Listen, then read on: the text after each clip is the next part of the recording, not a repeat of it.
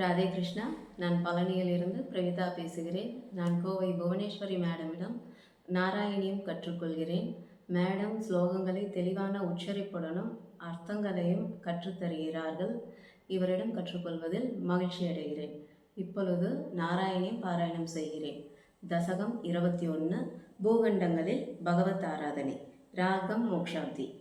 मध्योद्भवे पुवैलावृतनाम्नि वर्षे गौरी प्रधानवनिता जनमात्रपाजी शर्वेण मन्त्रनुदिभिः समुपास्यमानं शङ्कर्षणात्मकम् अतीश्वर संशये त्वां पत्राश्वनामकैलावृतपूर्ववर्षे पत्रश्रवोर्पिऋषिभिर्परिणूयमानम् कल्पान्तकूटनिगमोदरणप्रवीणं ध्यायामि देवहयशीर्षतनुं भवन्तं ध्यायामि दक्षिणकते हरिवर्षवर्षे प्रह्लादमुख्यपुरुषैः परिसेव्यमानम् उद्धोङ्गशान्ततवलाकृतिं येगशुद्ध ज्ञानप्रदं नरहरिं भगवन् भवन्तम् वर्षे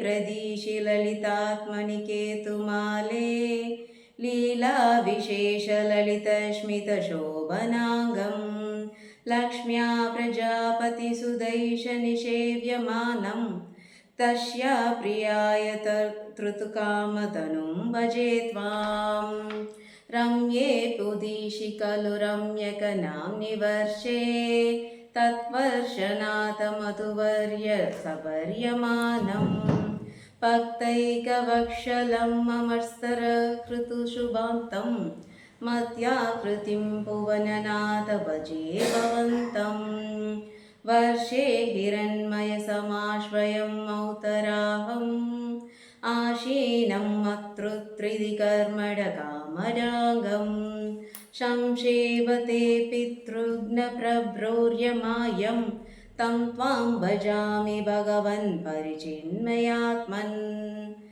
किञ्चोत्तरेषु कुरुषु प्रियया तरण्या संसेवितो महितमन्त्रनुदिप्रभेते तं श्राकरुष्टकणपृष्ठकरिष्ठवर्ष्मा त्वं पाहि विघ्ननुदयज्ञवराहमूर्ते यां यां तिशं भजति किं पुरुषार्कवर्षे संसेवितो हनुमता दृढभक्तिपाजा सीताभिराम परमार्पुतरूपशाली रामात्मकपरिसलन् परिपाहि विष्णो श्रीनारदेन सह भारतखण्डमुख्यः त्वं शाङ्ख्ययोगिनुतिभिः समुपास्यमानः आकल्पकालमिह साधुजनाभिरक्षि नारायणो नरसः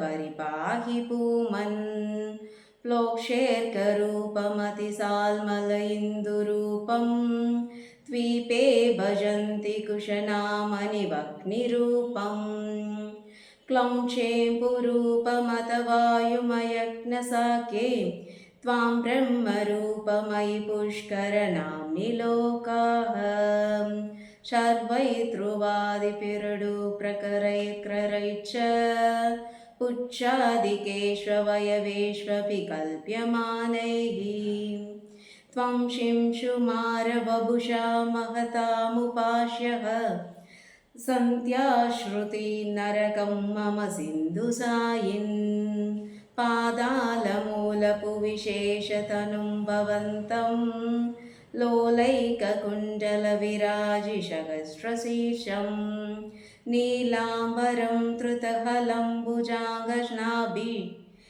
जुष्टं भजे हरकथां गुरु गेहनाथ। श्रीहरिये नमः।